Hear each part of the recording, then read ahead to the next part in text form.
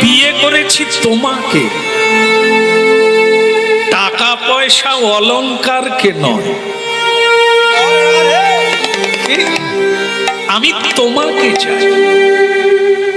তোমার যেই পথ, আমি হয়তো মাটিতে শোব, ওটাই স্বর্গ। যে নারী স্বামীর সহযোগী হয়, স্বামী যদি মাটিতে শোয়ে, নারীর কাছে সেটাই স্বর্গ।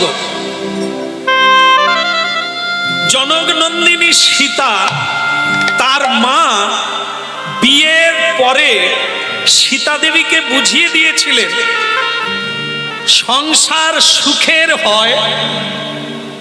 বলো কেন? আমি অনেক জায়গায় বলে ফেলি পুরুষের গুণে, মায়েরা প্রতিবাদ করে, বলে ওই বললে হলো আর কি, আমরা যদি না থাকে সংসার পুড়িয়ে যাবে। এই জন্য আমি আর বলি না, আপনারাই বলবেন। রমণীর গুণে সীতা দেবীর মা বললেন, সংসার প্রকৃতই সুখের হয় রমণীর গুণে। কিন্তু মা, রমণীকে গুণমণি হতে হবে। রমণী যদি রূপচর্যা আর যৌবন নিয়ে এই সকলকে অহংকারী করে তোলে, তাহলে সংসার ছাড়ে খারে যাবে। সংসার রমণী গুণমণি। প্রথম গুণ হচ্ছে সহিষ্ণুতা। যে সয় সেই রয়, যে সয় না সে রয় না। লাশ হয় কি মাস হয়?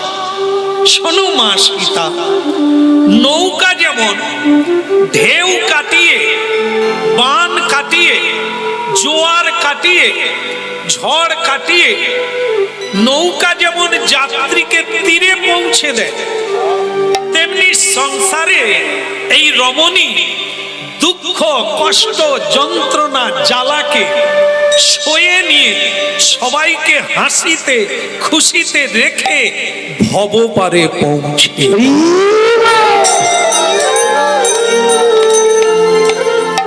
আমার মায়েদের চরণে প্রণাম। আপনারা কথা শুনছেন, মানে এটা একটা গুণ। সেই গুণাধিকারী হন, আপনারা বিশ্বকে রক্ষা করতে পারবেন। এক রমণী বিশ্ব জননী, এক পুরুষ জগন্নাথ।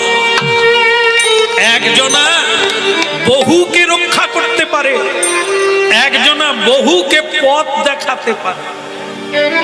সুতরাং এই সীতা মা আজকে 6 জনের মধ্যে সংসার সুখের হয় পুরুষের গুণে। ওই আবার ভুল, রমণীর গুণে। সীতা মা ছোট রানী বললেন, স্বামী আমি তোমার সঙ্গে যাব। গুরুদেব বললেন, তাহলে ওই শাড়ি, ওই জামদানি, ওই ঢাকাই শাড়ি বাদ দিতে হবে। পারবে তুমি পরীক্ষা দিতে? গায়ের কোনো বসন থাকবে না, খুলে ফেলতে পারবে? পারবে না।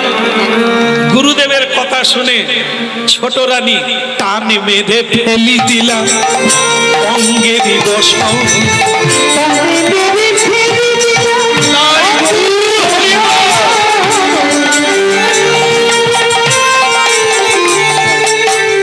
টানে বেঁধে ফেলি দিলা অঙ্গেরই বসন।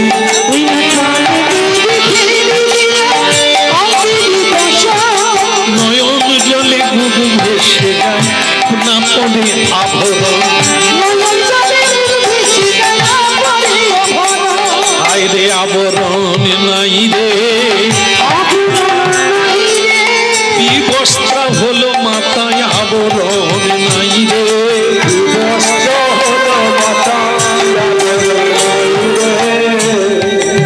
গুরুদেব তাড়াতাড়ি করে ওই নবযৌবনা অল্প বয়সের মেয়ে সুন্দরী গায়ের সব বস্ত্র খুলে দিয়ে স্বামীর সঙ্গে যাবে বলে লজ্জায় দাঁড়িয়ে আছে। গুরুদেব নিজের গায়ের ওড়না উত্তরীয় খুলে মায়ের গায়ে ঢেকে দিল। ধন্যী মা ভবতারিণী, মারে ধন্যী, তুমি পারবে। একমাত্র 6 জন